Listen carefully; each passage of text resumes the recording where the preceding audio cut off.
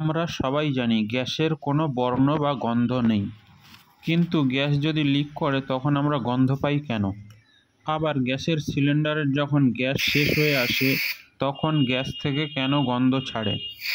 Gas শেষের last ৩-৪ দিন আপনি গ্যাসের গন্ধ পান প্রচণ্ড কেন?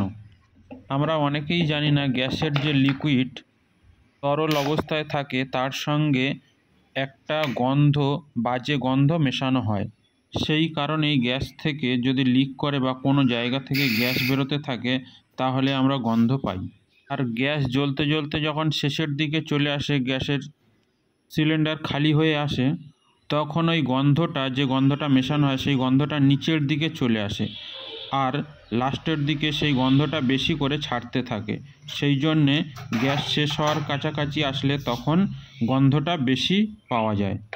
এই গন্ধ শুকে আপনি বুঝতে পারবেন আপনার গ্যাস শেষ হয়ে আসছে। কম্পোজিট সিলিন্ডারের গ্যাস চেক করা সম্ভব। এই স্টেপ দিয়ে গ্যাস চেক করতে